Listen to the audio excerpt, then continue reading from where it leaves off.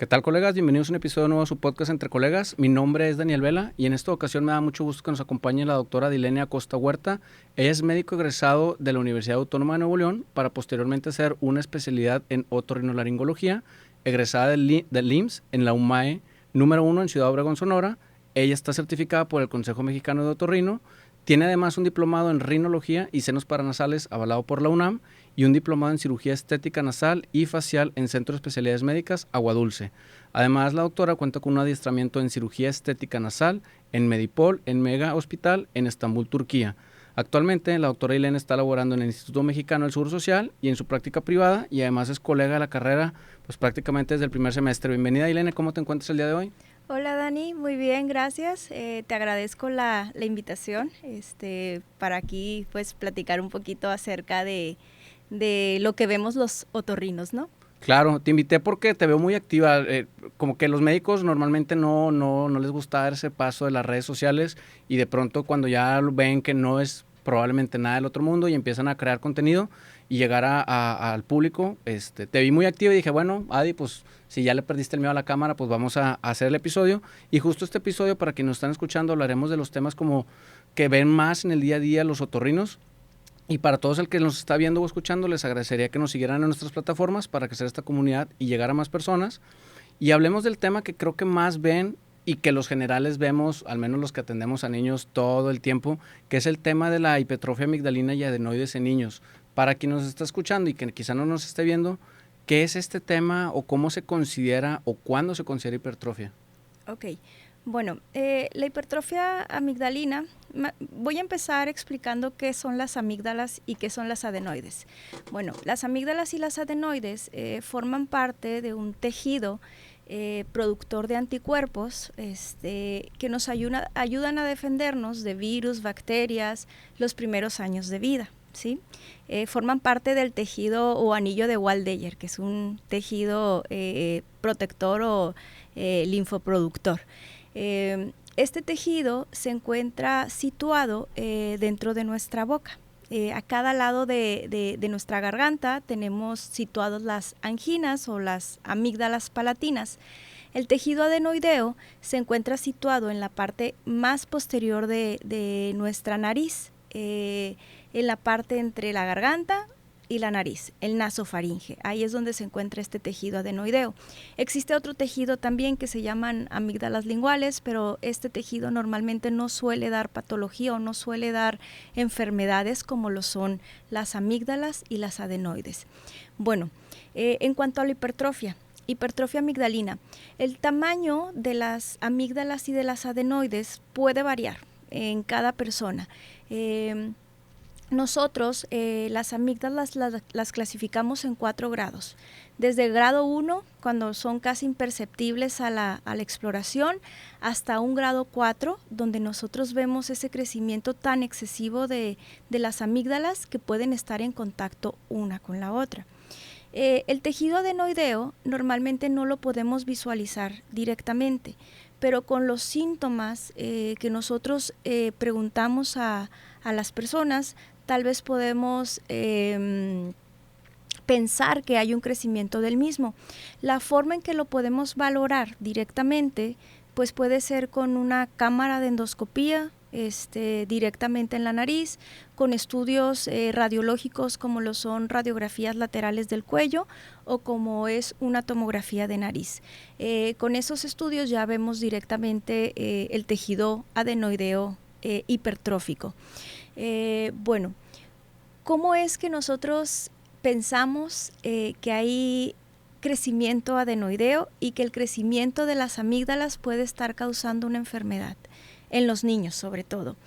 Cuando nuestros niños empiezan con síntomas de ronquido principalmente, normalmente la mamá dice, es que mi niño está roncando mucho, está haciendo mucho ruido al dormir, estoy viendo que momentáneamente deja de respirar, incluso puede tener salivación excesiva durante la noche, la voz también puede ser una alarma de que puede estar crecida tanto amígdalas como adenoides. Porque cambia, perdón que te interrumpa, cambia a grave, agudo, o ¿cómo puede uno notar el cambio? La voz normalmente es una voz como si trajeras atorado una papa dentro de la boca.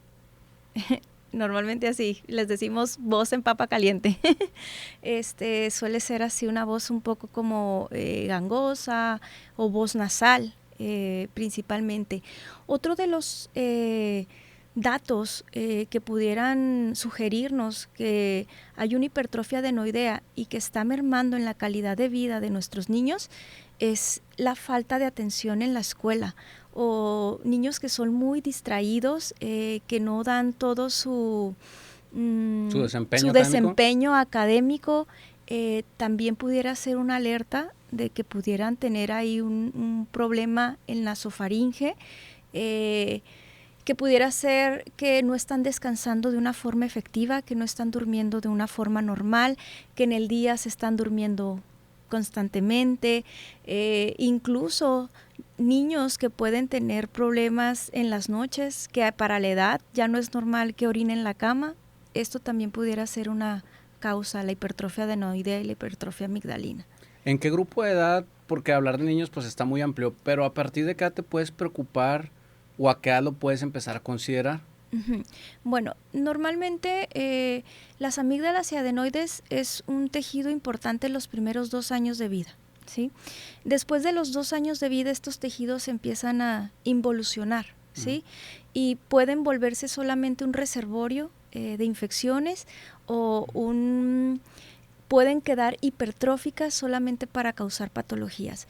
Entonces, si después de los 2 años de vida los pacientes presentan síntomas tanto como infecciones recurrentes o presentan síntomas de obstrucción de vía aérea, como lo es la apnea del sueño, con los síntomas que ya te comenté hace un momento, yo creo que ya deberíamos de empezar a preocuparnos para ver cuál sería el tratamiento que debemos indicarle a los pacientes. ¿Se podría considerar un número porque el tema de infecciones recurrentes puede ser como muy amplio? ¿Cuánto puede preocupar si a la mamá o al papá se enferman? ¿Cuántas veces al año dirías, esto es un dato de alarma? Ok, bueno, aquí entra el tema de la amigdalitis crónica, porque bueno, las amigdalitis, que son las infecciones de la garganta, específicamente de las amígdalas o de las anginas, como comúnmente las personas las conocen, las amigdalitis se caracterizan por un cuadro de síntomas muy específicos, ¿no? La mayoría de las infecciones de las gargantas, de las amigdalitis, suelen ser virales. 2 de 3 infecciones de garganta son virales, ¿no? Una es bacteriana. ¿Cuándo nos debemos de preocupar? Cuando la infección tiene características bacterianas, ¿no? Y los síntomas, fiebre, dolor de garganta, presencia de adenopatías o ganglios en el cuello, que son bolitas que aparecen en el cuello. Puede ir también acompañado ocasionalmente con un poco de congestión nasal, pero la exploración física es lo más importante, porque es cuando nosotros detectamos si podemos diferenciarlo de una infección bacteriana o de una infección viral. Normalmente nosotros a la exploración pues encontramos lesiones características en las amígdalas, encontramos al momento de explorar los ganglios o las adenopatías que nos hacen confirmar más que se trate de una infección bacteriana, la fiebre, que normalmente suele ser por arriba de 38.5, y el dolor suele ser muy, muy intenso. Si una persona está presentando estos cuadros por más de 6 o 7 cuadros al año, ya se considera patológico. Incluso 5 cuadros al año son patológicos. Si han presentado 7 cuadros de infección en los últimos 2 años, también ya nos hace pensar que pues hay que valorar algún tratamiento quirúrgico para pues disminuir estos cuadros recurrentes. Que mencionaste un tema bien delicado, porque de pronto en los consultorios, no en todos, pero para no generalizar, en algunos consultorios pues pasa que, oye, está enfermo y el paciente, ya ni siquiera el médico lo recomienda, el paciente viene y dice, a mí inyéctame ceftriaxona, yo sigo ejerciendo como medicina general y me ha tocado y digo, bueno, ¿y por qué eso? Total, después los puedo disuadir, pero la mayoría de las veces también me toca, es que tal doctor me dio este medicamento, bueno, oiga, y le checó la garganta, no, dijo que no hacía falta, que por todo lo que yo tenía, y ahí sí quisiera escucharlo de un especialista. ¿Cuál es tu recomendación, doctores? Si vean la garganta, si explórenla a todos los pacientes. Yo sé que está también, a raíz de COVID, el tema de exponerse, pues podemos usar equipo y demás, pero pasa mucho, no sé cómo a ti te toca, ya viendo en especialidades de, oye, pues este paciente le dieron, pero por lo que cuenta, probablemente, bien lo dijiste, era viral y lo han bombardeado. Me ha tocado a mí, me dice, es que una vez al mes me dan antibiótico. Y le digo, señora, pero si usted ve al niño igual que ahorita, señora, esto es viral. O sea, mejor véngase en 2, 3 días, no le cobro la consulta como medicina general y la seguimos revalorando. Y si seguimos igual, no es bacteriano, no le voy a dar antibiótico. Y yo se lo digo desde el punto de vista de papá y de médico, yo no le haré eso a mi hijo. Y como que les cambia un poquito el chip cuando les dices, bueno, pues yo tengo 3 hijas, señor, o sea, no le voy a hacer nada malo. ¿Cómo te ha tocado a ti la experiencia de los médicos que los manden con este tipo de tratamientos antibióticos para algo que seguramente era viral? Es muy común, es muy común que el paciente ya llegue con múltiples tratamientos y que ni siquiera se trataba de una infección de garganta, que incluso podrían ser otras causas lo que está provocando la irritación de la garganta. Un dolor de garganta no significa infección, ¿sí? Porque pueden haber otras patologías o enfermedades que pueden estar generando el dolor, como cuáles: una rinitis alérgica, una desviación del tabique, que eso impide que respire de una forma normal con la nariz y que tenga que respirar con la boca abierta. Eso genera inflamación, irritación, que puede provocar dolor. Incluso un reflujo gástrico, un reflujo de acidez hacia la garganta, eso también puede generar dolor y no es una infección. Entonces, la exploración es una herramienta muy útil para nosotros, para tratar de diferenciar o tratar de encajonar los síntomas del paciente en la patología que más se le parece, ¿no? De acuerdo a los síntomas de la persona. Pero como lo dices, no toda dolor de garganta o no toda infección de la garganta es bacteriana. Entonces sí es importante, existen criterios que nosotros nos hacen pensar o que nos hacen definir de acuerdo a los síntomas y signos del paciente, si damos o no antibiótico. Claro, y considerar pues el tema de la resistencia microbiana y de los antibióticos, que es un tema bien delicado, que en todos lados nos aparece que pues para el 2050 será un tema delicado y pues pedir que no se dé antibiótico, aunque te lo pidan, pues tratar de educar al paciente. Y mencionabas también en la parte del tratamiento quirúrgico. ¿Cuáles podrían ser? Porque luego a la gente, cuando a mí me toca decirle al paciente, oye, pues si tienes IMSS, vayas al IMSS, va a terminar con la doctora Ailene, no les digo tu nombre, pero digo, va a terminar en buenas manos, pero se asustan y dicen, no, es que es mi niño, está muy chiquito, ¿cómo que lo van a operar? ¿Cómo te toca la experiencia sin ser así tan explícita? Pero ¿cómo les va a los pacientes que se operan? ¿Es una cirugía compleja? ¿Es una cirugía muy sencilla? ¿La recuperación? ¿Cómo es? Bueno, la cirugía de amigdalectomía, que consiste en retirar quirúrgicamente las amígdalas, o en su caso adenoamigdalectomía, que consiste en quitar tejido adenoideo y amígdalas, es una de las cirugías que más comúnmente nosotros los otorrinos realizamos. La cirugía es una cirugía ambulatoria, eso quiere decir que el mismo día que se opera, ese mismo día se va a casa. Es una cirugía que se hace con anestesia general. O sea, el paciente está completamente dormido, no siente absolutamente nada. El procedimiento tiene una duración aproximadamente de 30 minutos a 1 hora. Todo el procedimiento se hace por medio de la boca, porque a veces los pacientes dicen, es que ¿cómo me las va a quitar? ¿Por dónde me va a abrir? ¿Cómo va a entrar a las adenoides? ¿Me va a hacer una herida en el cuello o algo? No, todo el procedimiento se hace por medio de la cavidad oral. Aquí la recuperación es un poquito incómoda porque es dolorosa. Yo siempre sí les comento a mis pacientes, la cirugía de amígdalas es dolorosa. Comparado en niños y adultos, normalmente los niños tienen una recuperación sorprendente. A los 2, 3 días normalmente los niños ya andan ahí como si nada, pero los adultos al 3, cuarto día todavía andan con mucho dolor, incluso bajan de peso porque puede ser muy doloroso el tragar o el pasar los alimentos, pero sí, la recuperación en niños y adultos es muy marcada en la diferencia. Los niños se recuperan mucho más rápido que un adulto. Ok, entonces, si nos fuéramos al Instituto Mexicano para operarnos es de entrada por salida, por así decir, no Es te tienes que quedar ambulatorio. internado, No. porque de pronto dicen, no, es que no quiero estar hospitalizado. ¿En adulto es igual? Es igual. Amén de que sucediera alguna complicación, esto es muy, muy raro, que suceda alguna complicación. Sin embargo, es un procedimiento quirúrgico que no está exento de tener alguna complicación. En caso de que sucediera algo, pues bueno, ya se sugiere mejor hospitalización para vigilancia. Pero el 99.9% de las pacientes o de las personas que se operan de cirugía de amígdalas es ambulatorio. Ok, volviéndonos en el tiempo, en la consulta del pediátrico, ¿cómo explicarle? Yo la verdad es que tengo pues una camarita y un monitor, agradeciendo al doctor Rafa Villarreal, que es el que los patrocina ahí en el consultorio, y les digo, mira, venga señora, vamos a que usted las vea, porque luego también me ha tocado que le dicen, no, es que el doctor me dice que tienen las amígdalas bien grandes o las anginas, y le digo, señora, pero usted las había visto alguna vez, o sea, porque seguramente estas las tiene desde hace cuánto, ¿no? Y luego los doctores las asustan con eso. Las anginas o las amígdalas, una vez que crecen, pasando los 2 años, pueden regresar a su estado natural de tamaño, o como bien decías, ya después de los 2 años el tamaño que tienen es el tamaño que va a permanecer. Bueno, el tamaño es poco probable que disminuya. Esas amígdalas ya se van a quedar de ese tamaño. Lo que va a crecer, pues va a crecer la cavidad oral, la cabeza se va a desarrollar un poquito más.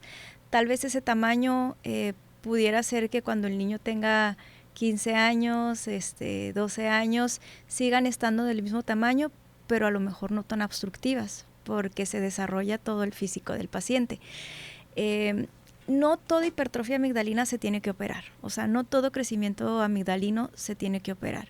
Si el paciente no tiene síntomas de los que comentamos de apnea del sueño, de ronquido, de déficit de atención en la escuela, voz nasal, si el paciente no tiene esos síntomas y tiene la hipertrofia amigdalina, no hay cirugía.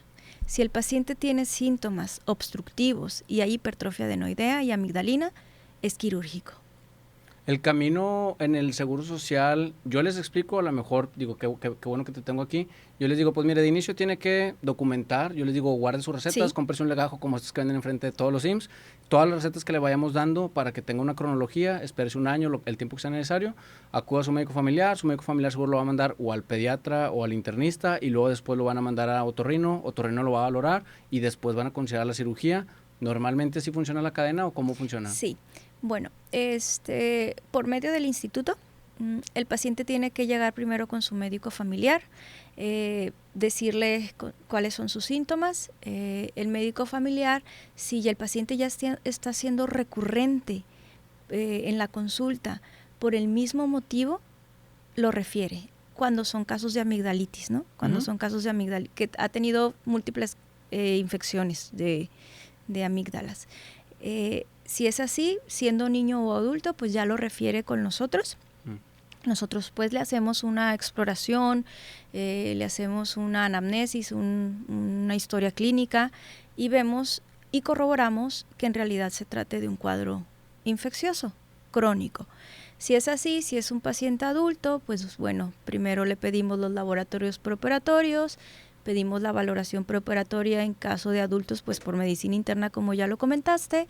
Si vemos que todo está dentro de parámetros normales, procedemos a hacer la programación quirúrgica. En cuanto a la hipertrofia adenoidea, normalmente en cuanto el médico familiar lo detecta, pues hace el envío con nosotros al servicio de otorrino. Lo pueden enviar ya con radiografías que corroboren también el crecimiento adenoideo, o nosotros ahí en el instituto de segundo nivel, pues ya solicitamos los estudios pertinentes para corroborar lo que el médico familiar hace o describe en su nota. Claro, que a mí me toca mucho saber si tiene o no esta cronicidad que ahorita hablaremos en los adultos, pero en los niños yo le pregunto, o al adulto le digo, en el ejemplo del niño, le digo a la señora, oiga, su niño ronca, me dice, y se abre los ojos, ¿no? ¿Cómo sabe?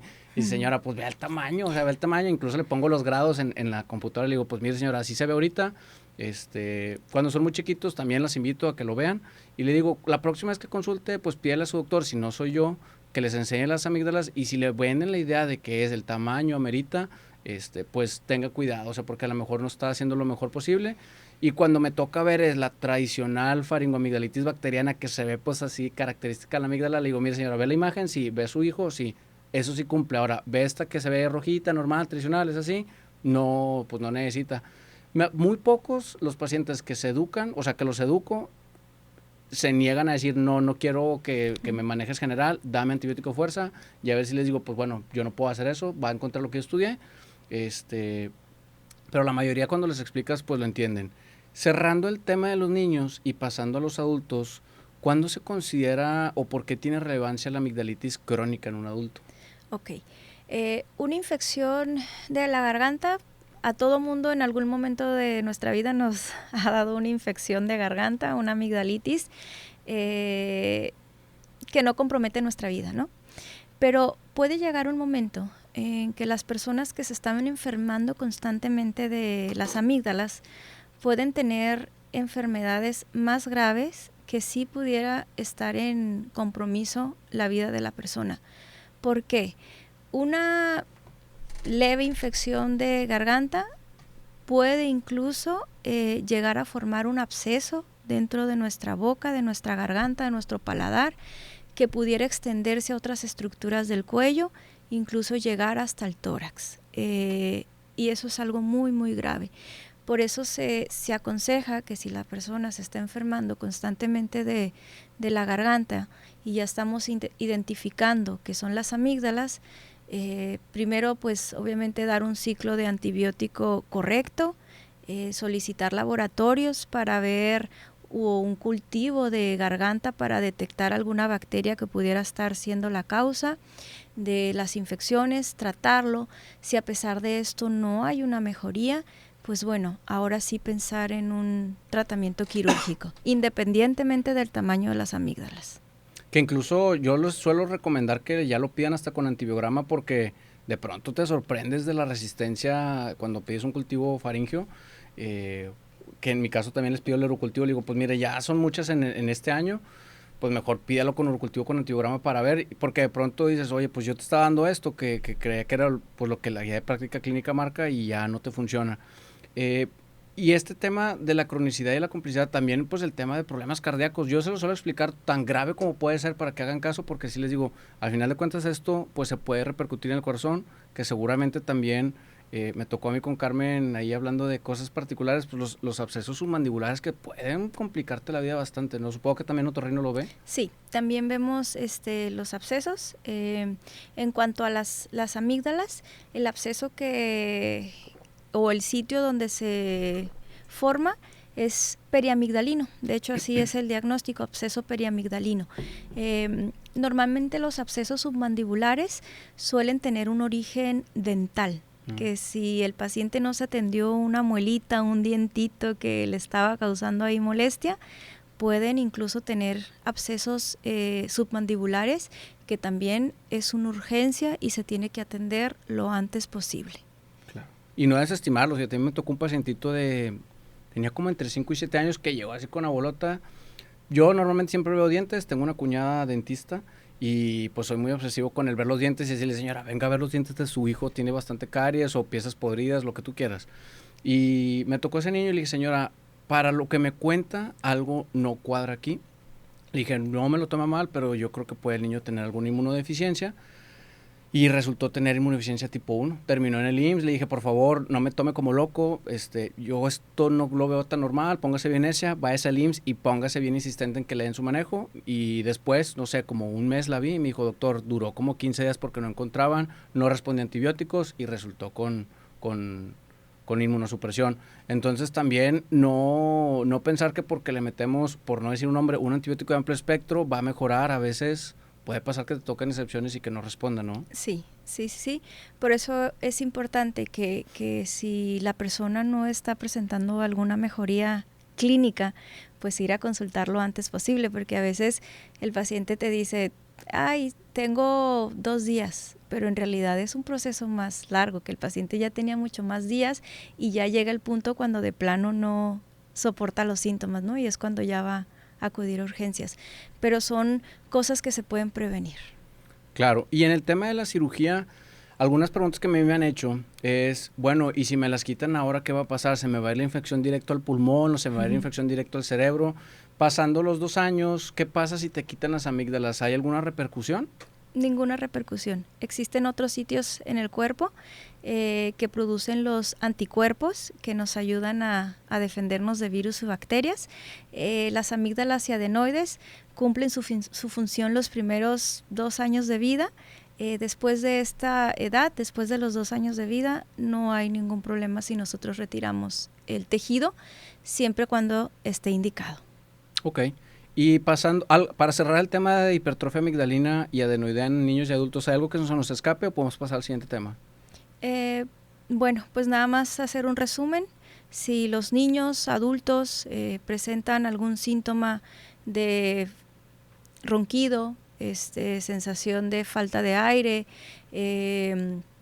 cambios en el tono de la voz, infecciones constantemente que se manifiestan con fiebre, dolor de garganta, que afectan en su calidad o en su vida diaria, lo más aconsejable pues es que acudan con un médico especialista para valorar si es necesario algún tratamiento quirúrgico. Perfecto, pues bueno, vayan con la doctora Elena, ya sea por la vía del IMSS o la vía privada. Y el tema que nos trae también aquí es el tema de la rinoseptumplastía funcional. Ahorita hablaremos de la estética, porque creo que descartamos muchas veces y siempre pensamos que todo es estético. ¿Cómo un paciente llega a ti? ¿Cuál es el paciente tradicional que llega y tú dices, ay, pues es que esto es funcional, lejos de lo estético, necesitas ayuda funcional? ¿O ya recorrió un largo camino y se tardó mucho en llegar a ti? Bueno, las consultas de nariz son temas frecuentes, muy recurrente que lleguen pacientes con problemas nasales. Muchas veces llegan pacientes, tú puedes ver una nariz a lo mejor demasiado chueca por fuera, una nariz muy, muy desviada, y le haces la exploración y ves un septum funcional. Entonces llega el paciente a la consulta diciendo, es que tengo el tabique chueco, y ya le hago la exploración. Sí hay una deformidad nasal externa, pero el tabique está funcional, como nosotros le decimos. Entonces ahí le explicamos ya al paciente, su nariz funcionalmente está bien, pero estéticamente está desviada, que son temas distintos, ¿no? Muchas veces sí puede estar afectado tanto la parte estética como la parte funcional, y bueno, se manejan en conjunto. Los síntomas que normalmente manifiestan las personas cuando tienen desviación septal es la obstrucción nasal. Normalmente refieren que un lado de la nariz siempre está tapado, ¿no? También puede haber alteraciones en el habla. También pueden manifestar voz en papa caliente. Cualquier patología que afecte garganta y nariz pueden alterar la voz. Entonces, pero normalmente llegan que tienen problemas para respirar, específicamente en una fosa nasal. Pueden estar teniendo también cuadros recurrentes de sinusitis. Los síntomas de alergia pueden estarse exacerbando o hacerse mucho más intensos cuando hay una deformidad septal. Pueden tener incluso dolor de cabeza por una desviación septal. Entonces, esos son los síntomas más comunes en cuanto a la desviación del tabique. Hay una pregunta que me hacen muy seguido, y vamos a aprovechar el tiempo, porque decías, es que sienten de un lado. Y muchas veces les explico, bueno, es que la nariz respira de un lado y luego respira del otro. Dicen, no, doctor, respira de los 2 lados. Yo sé que no, pero explícanos tú, ¿la nariz funciona de un lado y luego del otro? ¿Es algo alternado? ¿O cómo funciona el tema de la respiración? ¿Y cómo pueden detectar que en realidad sí es un lado el que está, pues, fallando, por así decir? Bueno, existe algo que se llama ciclo nasal y es la fisiología nasal, es el funcionamiento de la nariz. Es normal que un lado de nuestra nariz en algún momento del día esté tapado, dure unos 40 minutos, se destapa y luego se tapa el otro. El que constantemente se estén alternando las fosas nasales, que un lado esté tapado y luego el otro lado esté tapado, es completamente normal. No es normal que los dos lados estén tapados al mismo tiempo. No es normal que un lado siempre es el que esté tapado y no haya mejoría. Eso no es normal. Pero lo que comentas, que un lado se tape y luego se destape, sí es completamente normal. Ok, ¿y qué tal con el abuso de esta sustancia, para no dar comerciales ni indicaciones, pero este spray que se pone la gente que ayuda a descongestionar prácticamente de manera inmediata? Yo pues les recomiendo que nunca se utilice ni más de 12 horas el disparo, ni más de 3 días en total por las complicaciones que puede haber, pero conozco pues muchas personas que dicen, no, es que se me funciona muy bien y llevo utilizándolo semanas. ¿Cuál es tu recomendación en cuanto a ese tema? Digo, supongo sabes qué medicamento es, pero pues no quisiera mencionarlo. ¿Qué les puede pasar? Bueno, nosotros como especialistas sí lo usamos, pero lo usamos correctamente o lo indicamos correctamente, ¿no? Los descongestivos nasales están indicados en cuadros agudos de inflamación nasal. Este spray no es recomendable utilizarlo más de 3 o 4 días. Si un problema de obstrucción nasal ya dura más de 3 o 4 días, lo ideal es ir a consultar con un médico especialista. Pueden generar el uso crónico de estos medicamentos una rinitis o una inflamación crónica de la nariz, que por más medicamento que nosotros coloquemos dentro de la nariz ya no va a haber una respuesta. Entonces el paciente se hace resistente al medicamento y conforme pasa el tiempo va a necesitar más dosis, incluso llegando a un punto que por más medicamento que coloque en la nariz ya no va a haber una respuesta. Entonces se produce en la nariz una reacción o una inflamación crónica que no hay respuesta a medicamento, y nosotros pues tenemos que desintoxicar la nariz del medicamento, dejando otras sustancias, otros medicamentos, para tratar de resolver el problema que se produjo por el uso crónico de los sprays descongestivos. Claro, la palabra taquifilaxia, ¿no? Que cuando la escuchas en farmacia dices, sí. Taquifilaxia. Es un ejemplo. Sí, claro, perfecto. Oye, y el tema de si hablamos de la septuplastía funcional, la estética, ¿todos pueden ser candidatos? O hay alguien que dices tú, no, pues no te lo recomiendo. ¿Cómo poner en la balanza? Yo tengo por inquieto y mal portado y un buen descontón en la nariz chueca, pero ¿quién se recomienda hacer una rinoseptuplastía estética? Bueno, si el paciente tiene alguna inconformidad con su nariz, es un hecho que se puede hacer una rinoplastía estética.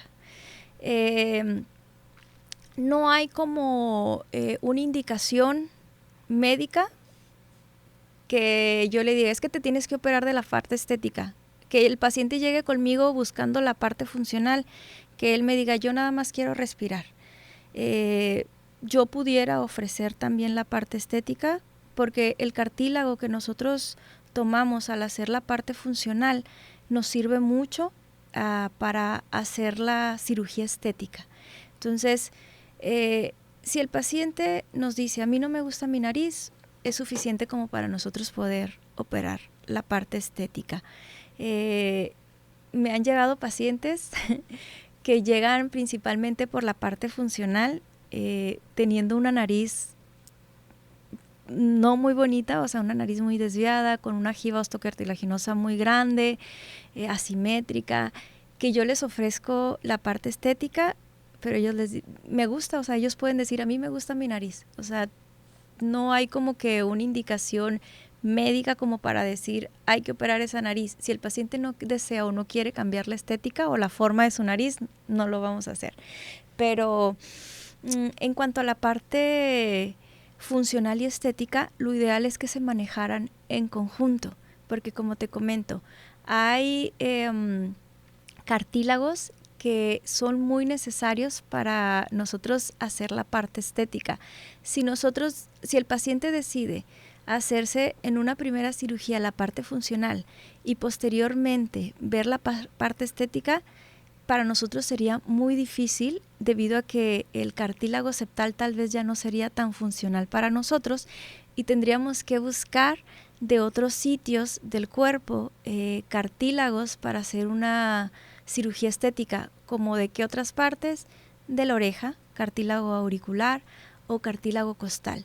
Por eso, costal es costilla, ¿no? Cartílago de la costilla. Por eso es bien importante que si el paciente se va a operar de la parte funcional, pues ofrecer de una vez la parte estética para hacer en conjunto la cirugía. Claro, fíjate, a mí me llama mucho la atención cuando veo celebridades que se operaron la nariz y para cerrar esa mi última pregunta, que se operan la nariz y tú, oh, no sé, yo le veo la cara y siento que esa nariz no va, pero luego también uno se dice, bueno, es que a lo mejor ya no se puede corregir y por lo que comentas seguramente todo se vuelve más complejo. ¿Cuál es la recomendación que le harías a la gente que considera hacerse una cirugía estética? ¿De qué parámetros tomar o qué observar en el cirujano? Porque te digo, yo he visto gente que sale en la tele que dices tú, oh, esa nariz, ¿quién te la habrá operado teniendo, se supone, tanto dinero? Y que tú ves así la cosita tan chiquita que parece de Michael Jackson. ¿Qué podemos recomendarle a la gente que considere hacerse la cirugía estética? Bueno, al pasar de los años, las técnicas quirúrgicas de rinoplastia han cambiado. Las técnicas de hace 20 años no son las mismas técnicas que nosotros utilizamos actualmente.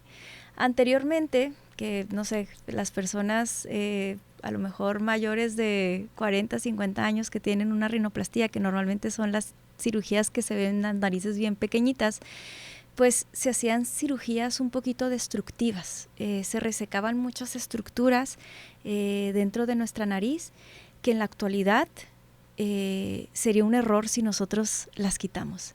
En la actualidad nosotros hacemos una cirugía de preservación o tratamos de preservar las estructuras nasales y solamente hacer una reacomodación de las mismas estructuras de la nariz, sin tratar de quitar soporte a nuestra nariz. Si nosotros cortamos, quitamos, esa nariz se va a hacer pequeña, ya no va a haber soporte que le dé y va a tener problemas funcionales. Si una persona se hace una cirugía estética destructiva, obviamente también va a repercutir en la parte funcional. Entonces, en la actualidad, la cirugía es de preservación y tratamos de ver la anatomía de la paciente. Mucho tiene que ver la piel, mucho tiene que ver la forma de la cara, el tamaño de la cara, para nosotros guiarnos en qué tipo de nariz tenemos que dejar. A veces llegan pacientes con nariz de una piel muy gruesa, narices que son demasiado chatas, por decirlo así, que nos están pidiendo una nariz de princesa. Es imposible dejar una nariz de Barbie o una nariz de princesa en una nariz que es una piel muy gruesa. Entonces, la anatomía de cada paciente nos va a guiar a nosotros qué tipo de cirugía estética podemos ofrecer a cada persona. Es decir, el tratamiento y el todo es individualizado y es la mejor recomendación para la armonía, no sé si es la mejor palabra, pero para la armonía estética de la persona, ¿no? Dice, no sé cómo sea, pues no me ha tocado, pero les enseñan cómo se verían o cómo el paciente puede decidir y luego no arrepentirse. El antes y el después preoperatorio, yo creo que no es una herramienta tan útil. La verdad, en mi caso, a mí no me gusta enseñarles un pre o un post preoperatorio, ya que puede variar mucho durante la cirugía. Les trato de explicar qué es lo que yo haría y les explico más o menos cómo es que quedaría su nariz sin prometerles un resultado exactamente igual como en la foto que a lo mejor muchas personas les muestran. En mi caso, yo no les enseño fotos de cómo quedarían porque no es un resultado fidedigno, ¿sí? Porque el resultado puede variar ya después de una cirugía. Entonces, en lo personal a mí no me gusta mostrarles un antes y un después antes de la cirugía. Ok, perfecto. Antes de pasar al último tema, que es el tema de la formación, ¿algo que se nos esté pasando de septumplastía funcional y estética? Bueno, al igual que la cirugía de las amígdalas, es una cirugía ambulatoria. el tiempo de duración de la cirugía es muy variable porque existen cirugías o casos muy complejos que pueden tomarnos incluso hasta 4 o 5 horas de cirugía. Existen otros casos que no son tan complejos, que incluso en 2 horas la cirugía está hecha.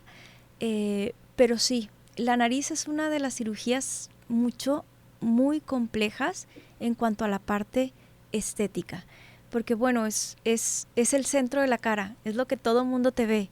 Entonces muchas veces tenemos que nosotros ser muy minuciosos en los detalles que nosotros hacemos en la cirugía, y pues eso puede tomarnos muchas horas en tratar de llegar a una perfección. Yo siempre les digo a mis pacientes, una nariz perfecta no existe y hay que ser tolerables a los defectos, porque muchas veces pueden haber defectos que son imperceptibles para la otra persona, que no son importantes, pero eso no va a hacer que tu nariz se vea fea. Entonces, si una persona está pensando hacerse una cirugía estética de nariz, tiene que ser tolerable a los pequeños defectos, porque no hay cirugía, no hay nariz perfecta. Perfecto. Y ya para cerrar y respetar tu tiempo, ¿qué recomendación le puedes decir? ¿Cómo fue tu experiencia haciendo otorrino y luego todos los posgrados que te aventaste? Porque, pues de inicio, no, como te tocó, seguramente es igual que la actualidad, entrar a otorrino requiere un alto porcentaje en el ENARM y luego de ahí entrar a una buena plaza. Para quien esté considerando hacer otorrino, ¿qué nos puedes platicar de tu experiencia? Bueno, otorrino es una especialidad muy bonita. Yo creo que todos los especialistas dicen eso de su especialidad. Creo que es una especialidad relativamente tranquila. Yo me enfoqué por otorrino debido a que tenemos consulta y hacemos cirugía. Entonces es como que un combo, es una combinación muy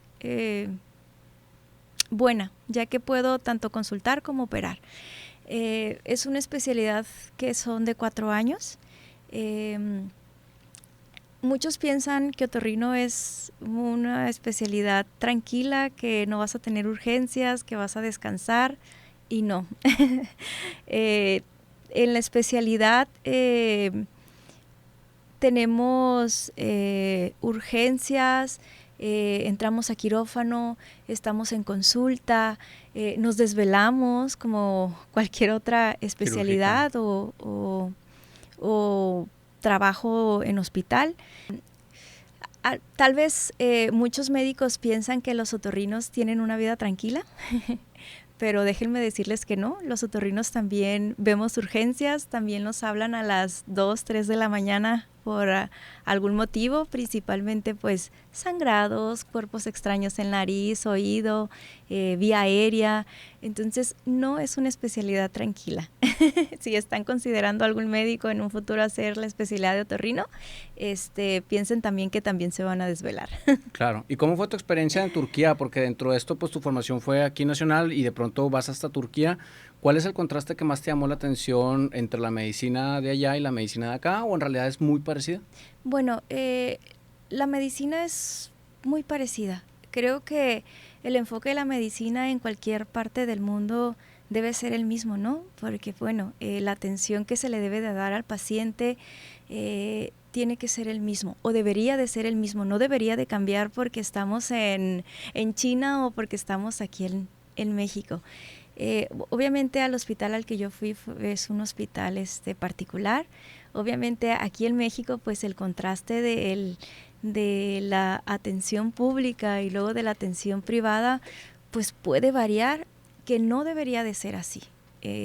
Yo que trabajo en un instituto público y que también trabajo en medio privado, en lo personal pues yo trato de darle la atención a mi paciente, sea donde yo lo vea, tiene que ser el mismo, tiene que ser una atención de calidad, de calidez, y una atención que el paciente esté a gusto, ¿no? con lo que nosotros le estamos brindando.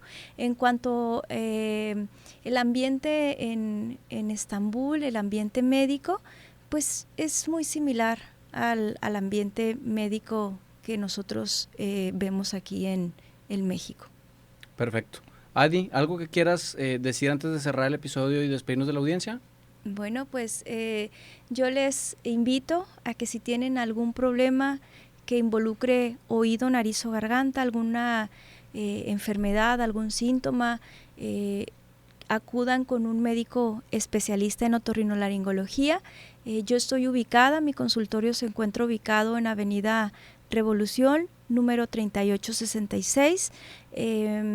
El teléfono de contacto es 811-2394-162 y pues bueno, me pueden encontrar en redes sociales, tanto en Instagram como en Facebook, también en Google Maps, con solo poner mi nombre, doctora Adilenia Costa, y van a aparecer ahí mis datos, mi información. Constantemente pues estamos subiendo información de diferentes patologías, de diferentes enfermedades que a lo mejor pudieran ser útiles a la población en general. Como lo comentabas, las redes sociales en la actualidad es un método por el cual nosotros le hacemos saber a la población qué es lo que nosotros normalmente atendemos y cómo los podemos ayudar. Entonces, pues ahí vamos a estar en contacto en las redes sociales. Claro, a mí me llama mucho la atención los videos que subes de los cuerpos extraños que sacas. Las cirugías me llaman la atención, pero los cuerpos extraños, pues siempre el morbo, ¿no? Te lleva de lo que puedes encontrar. A mí me toca en consulta general, muy pocos me ha tocado tener que referirlos, pero también digo, oye, esto yo no lo puedo hacer. Mejor vete con el especialista porque, pues, los chiquillos y los adultos, porque también pasa, pues, de repente pasa un insecto y, se mete el oído y hasta ahí llegamos, ¿no? Entonces, y no sigan los niños con las cosas que se llevan a la nariz. Entonces sigan en redes sociales Adi, sube gran contenido, tanto de la parte de cirugía, pero también de las urgencias que le tocan, que seguro pues es a cualquier hora, como bien dice. Adi, me da mucho gusto que nos acompañaras. A todos los colegas que han llegado hasta este punto, les agradecería que compartieran este episodio en sus redes sociales para crecer esta comunidad y llegar a más personas. Hemos llegado hasta aquí, nos vemos la próxima semana a seguir viviendo nuestra misión. Muchas gracias, Adi. Bonito día.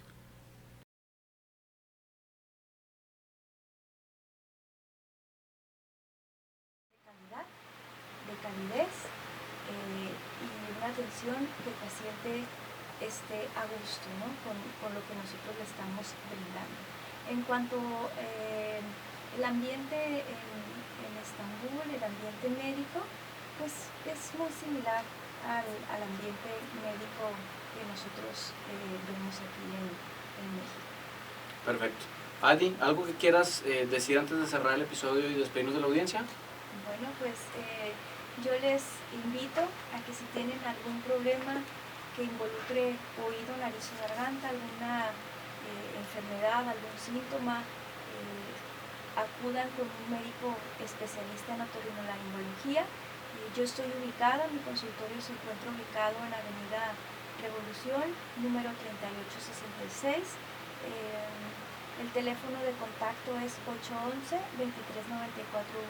811-2394-162 y pues bueno, me pueden encontrar en redes sociales, tanto en Instagram como en Facebook, también en Google Maps, con solo poner mi nombre, doctora Adilenia Costa, y van a aparecer ahí mis datos, mi información. Constantemente pues estamos subiendo información de diferentes patologías, de diferentes enfermedades que a lo mejor pudieran ser útiles a la población en general. Como lo comentabas, las redes sociales en la actualidad es un método por el cual nosotros le hacemos saber a la población qué es lo que nosotros normalmente atendemos y cómo los podemos ayudar. Entonces, pues ahí vamos a estar en contacto en las redes sociales. Claro, a mí me llama mucho la atención los videos que subes de los cuerpos extraños que sacas. Las cirugías me llaman la atención, pero los cuerpos extraños pues siempre el morbo, ¿no? Te lleva de lo que puedes encontrar. A mí me toca en consulta general, muy pocos me ha tocado tener que referirlos, pero también digo, oye, esto yo no lo puedo hacer. Mejor vete con el especialista porque pues los chiquillos y los adultos, porque también pasa, pues de repente pasa un insecto y se mete el oído y hasta ahí llegamos, ¿no? Entonces, y no sigan los niños con las cosas que se llevan a la nariz. Entonces sigan en redes sociales Adi, sube gran contenido, tanto de la parte de cirugía, pero también de las urgencias que le toquen, que seguro pues es a cualquier hora, como bien dice. A mí me da mucho gusto que nos acompañaras. A todos los colegas que han llegado hasta este punto, les agradecería que compartieran este episodio en sus redes sociales para crecer esta comunidad y llegar a más personas. Hemos llegado hasta aquí, nos vemos la próxima semana a seguir viviendo nuestra misión. Muchas gracias, Adi. Bonito día. Listo, nos prolongamos hasta